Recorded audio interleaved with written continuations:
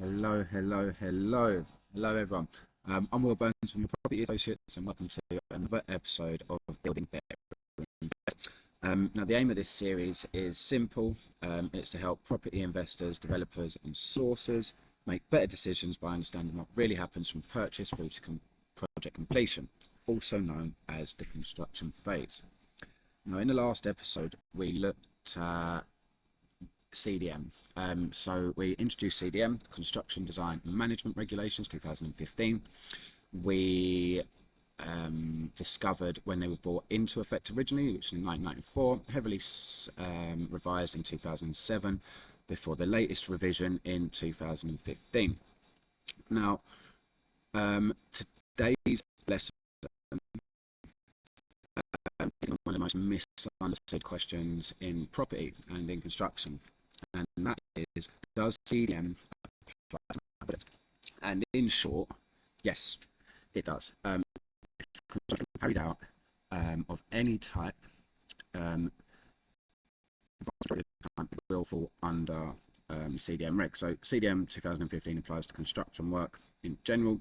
That includes loft conversions, extensions, full refurbishments, commercial conversions, ground up developments, demolition, repairs, and even maintenance. So if you're buying a property to refurbish, convert, flip, maybe you're doing a BRR, you're going to rent it out or develop it, CDM is something that you need to understand, because even if you're a homeowner, you still fall within the scope of a duty holder. So if you're having work done by someone else in your property, you are classed as a domestic client. Now, the difference with a domestic project is not whether CDM applies, it's who carries the legal duties.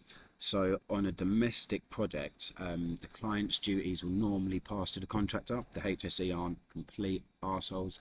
They do understand that your regular homeowner isn't going to have any idea about construction, let alone how to project manage, etc. So the duties will normally be passed down to the contractor or the principal contractor if there's more than one contractor involved. But regardless, the rules still apply. Before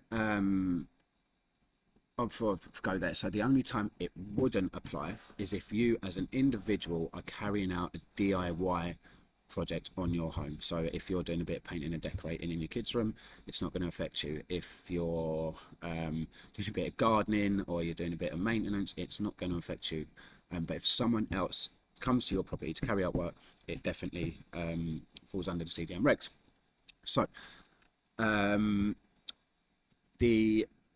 where this comes into effect, I suppose, for property investing and developing is when you're buying a property for a limited company or an SPV, or even if you're buying it as an individual but for business purposes, you are down as a commercial client, and the duties as a commercial client are vastly different to as a homeowner and a domestic client.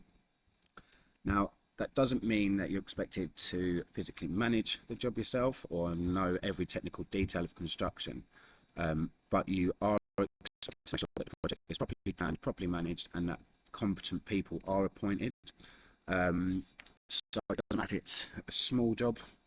CDM isn't based purely on the size of a job, the cost of a job, or how long it takes.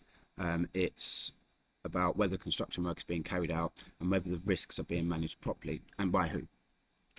So whilst we're on that, another thing as well, just to sort of take into consideration, sometimes people confuse the fact that if it's not notifiable, it doesn't fall under the CDM regs. Now, we'll go on to it in a future lesson, but just because it's not notifiable doesn't mean it doesn't fall under the CDM regs. Okay, so if you're an investor, a developer, or sourcer, this stuff, it really does matter, because when a project goes wrong, the question won't just be who was doing the work, it will also be who arranged it, who appointed them, and was the project managed properly. So if you want to understand a bit more about your duties under CDM and construction knowledge property investors should have before taking on projects, make sure you're following along. There's a lot more lessons to come. I've been Will Burns from your Property Associates. This has been Building Better Investors. Plan better, build smarter, invest safer. I'll see you in the next one.